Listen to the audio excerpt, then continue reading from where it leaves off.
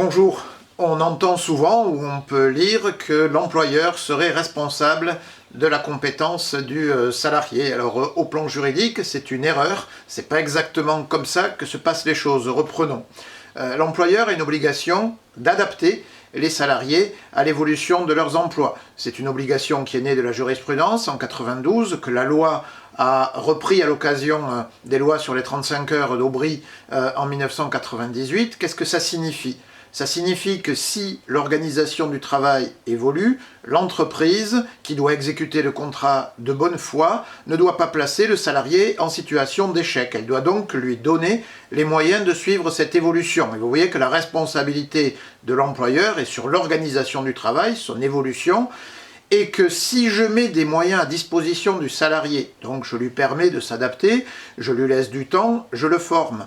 L'obligation du salarié est de se former effectivement et d'acquérir effectivement les compétences et de les utiliser de la manière correcte. Ce qui veut dire que la responsabilité en termes d'acquisition de compétences, en termes d'exercice des compétences, elle est évidemment sur le salarié et pas sur l'employeur qui a cette obligation de moyens qui est pas liée à la compétence du salarié, qui est liée à l'organisation du travail qui évolue.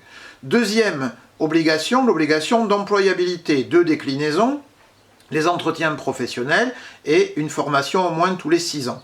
Les entretiens professionnels, ce n'est pas un diagnostic sur les compétences du salarié, ça on le fait plutôt dans un entretien managérial pour voir justement si la personne est en capacité d'exercer les missions qu'on lui confie, c'est donner des perspectives d'avenir. C'est là aussi une bonne foi par rapport à l'avenir pour permettre aux salariés d'éventuellement de se préparer aux évolutions d'activité qui pourraient survenir. L'entretien professionnel, c'est l'entreprise qui dit ou qui devrait dire aux salariés, parce que c'est pas toujours comme ça que cela se passe, voilà d'ici 2 ans, prochaine échéance de l'entretien, comment on envisage l'évolution de nos activités et à l'intérieur de votre emploi et comment éventuellement on envisage votre évolution à vous, indépendamment d'ailleurs de l'évolution de l'environnement. Donc les perspectives d'avenir pour que les salariés ne soient pas pris à défaut par une évolution brutale et qu'ils puissent anticiper.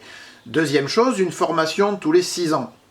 Alors, si on a eu des évolutions d'emploi qui ont conduit à former les salariés, eh bien cette obligation, elle est déjà remplie, elle ne se superpose pas. Si ce n'est pas le cas, ça veut dire qu'on a quelqu'un qui potentiellement n'a pas eu besoin de formation, donc est dans un environnement qui évolue peu, avec éventuellement des tâches répétitives, qui ne changent pas dans leurs modalités, dans leurs objectifs, etc. Eh bien on dit dans ce cas-là, il faut donner au moins une formation, sans objectif particulier d'ailleurs à cette formation, au moins une formation tous les 6 ans, parce que l'on sait très bien que plus on se forme, mieux on se forme, et que si on va très peu souvent en formation, si on perd cette habitude d'acquisition et d'apprentissage, eh bien la formation est moins efficace lorsqu'elle est suivie. Donc en quelque sorte, l'habitude minimale d'aller en formation. Alors ces deux obligations, adaptation des salariés à l'évolution de leurs emplois et employabilité, vous le voyez, n'ont pas du tout pour effet de transférer à l'employeur la responsabilité des compétences du salarié. On voit mal d'ailleurs comment ça pourrait être quelqu'un d'autre que le salarié qui a cette responsabilité. Elle donne par contre des obligations de moyens, de diagnostic, d'anticipation et d'exécution de bonne foi de la relation de travail.